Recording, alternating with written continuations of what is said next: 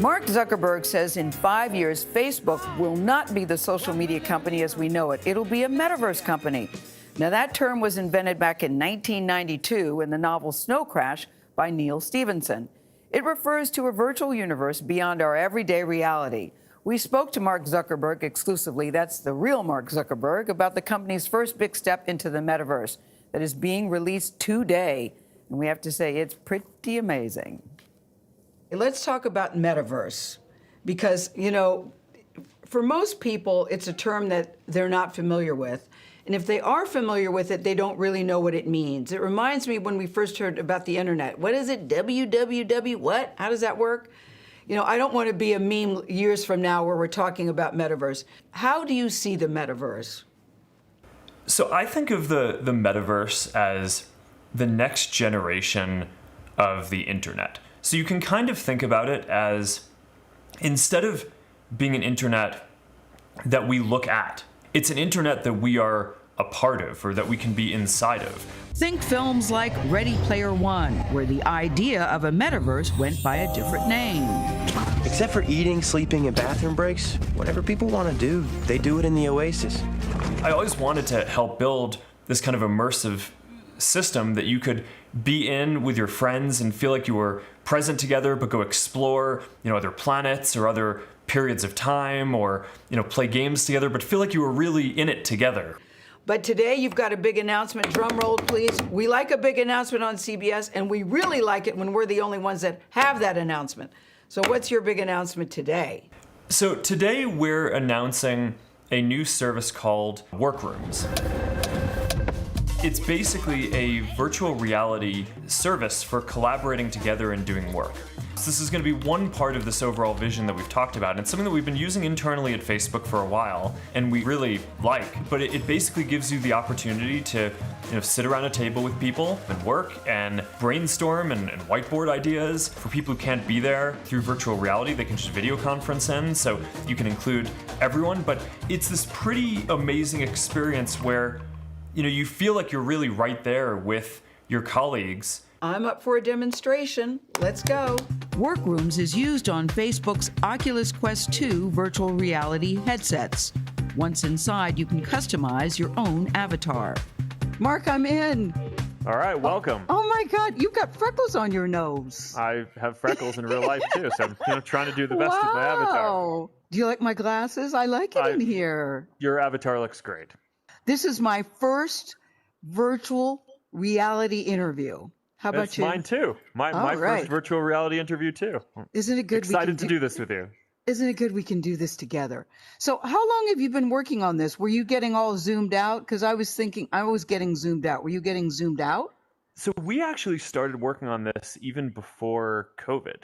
And this has been a long-term project, you know, partially because we you know, have just been really optimistic about virtual reality. Wait, Mark, this is so cool. Wait, just stop for a second, because every gesture you make, I can see all your hands, your expressions. Oh my gosh. Yeah, no, this is, you know, one of the things that makes the biggest difference to me is, I don't know if you've had this experience on video Zoom conferences, is basically you're looking at a grid of faces. Yes. And there's no sense of space, right? So when you're really talking to people in person, you know, you have this experience where, you know, you're on my right, I'm on your left, right? Yeah. We kind of have a shared sense of space, and we remember the place that we were in as part of how we are having the conversation. And there's all this stuff, all this technology that goes into delivering this. For example, spatial audio, right? So what you'll probably notice is, you know, when I talk to you, it's coming from your left, right? Yes. You know, I mean, that's an important part of how, you know, we as people process the sense of space that we have and presence in the world, is that, you know, it's not like in real life we have a grid of faces and all the sound is just coming at us from exactly the same place. But, you know, we're very optimistic that in 5 years from now, people are going to be able to live where they want and work from wherever they want. But are going to be able to feel present as if they're together when they're doing that. Do you have a favorite feature to use in here? Yeah. Something that you think is very cool? Yeah, I mean, there are a couple of things that I really like. I mean, one is that you can just dynamically change the layout of the room. So, you know, I mean, here, we're in a room layout that's designed for conversation. I can switch us really quickly. So now we're in a presentation setting. Yes. So that's pretty neat. And Mike's in the middle, yeah. And then, check this out. I can basically go and go stand at the whiteboard. Oh. And wow. it's like brainstorming, just like in a normal meeting that you would have been in. So I can say, welcome to Workrooms. Guys, this is so freaking cool, but this is the thing I worry about. I miss being in the office with people. I like what you said, Mark, that people will be able to work wherever they want to. But does this mean that we'll be spending less time in the office? I so miss people. Am I alone in that, people in the room? I don't think you're alone in that. I'm looking forward to seeing my colleagues and friends too. But yeah, you're probably a bit more extroverted than most people, if I had to guess. Certainly more extroverted than me. But I do just think that going forward, there are going to be more people who work remotely. So I think that there's an important place for offices for people to come together. But I also think that there's an important place for people who may want to live with their, stay with their family or where they grew up, but also want to get access to opportunities that maybe historically would have only been in New York or, in LA. And, I just think that those opportunities should be available to everyone. So, all these tools, whether it's video conferencing or, eventually being able to collaborate better in the metaverse in products like Workrooms, what we built here, I think is all just part of this progression of giving people more freedom to live where they want. I saw a presentation years ago. Steve Jobs said, in your phone right now it's just a phone, but the day's going to come when you can play music, you can send emails, you can take pictures. And when I first heard it, that just sounded, how in the world can that possibly be? And here it is, everybody has one in their pocket. Is that how you see the metaverse? It will be that ubiquitous that people, it will not be a foreign term. We'll all know it. We'll all be using it, and we'll think nothing of it. Is that how you see it?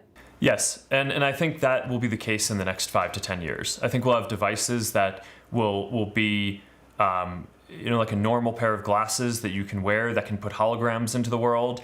And I think we'll just have these amazing and magical experiences. I think it's going to be wild, and it's the thing that I am the most excited about contributing to building over the next 5 to 10 years. All right, Mark Zuckerberg. Okay, as we sit here, August 2021, you and I have a date 5 to 7 years from now where we're going to play this interview and we're going to say, Mark, remember when you told us, fill in the blank? I look forward to that. August 2021, 5 years from now. I can't wait. See, did you hear he said he looks forward to that? Listen, Mark Zuckerberg is not like the other kids in the class, and clearly hasn't been for a long time. He told me that when he was in middle school, this is sort of a dream come true for him. He said, he'd leave his friends, they would go off. He said, wouldn't it be great if we had a world where we could still play together, but be in different places? Yep. Yeah. I said, you actually thought about that in middle school? In middle school, I thought when my friend left, I go, I'll see you tomorrow. Yeah. Because we didn't even have phones, cell phones. We didn't even have cell phones. Right. Yeah. So for him to be thinking about that even as a little kid, and now to be in one of the forefront, one of the leaders who's, putting this out in the universe, I'm fascinated. Listen, I thought this isn't the most attractive thing. They got to work on that. It was a little clunky for me, but I could clearly see where with some lessons I could get it. Yeah. I could get it. Yeah. And I'm technically challenged, but I could get that. I'm with you, though. I miss people in the office. Yes. I do as well. That's what Anthony, I miss people I don't like. I I'm telling you, I even miss them. They shall remain nameless, but you know who you are. All right. I'm looking forward to it. No, I am too. I do hope the internet improves so something works everywhere. That's highly dependent on good web access.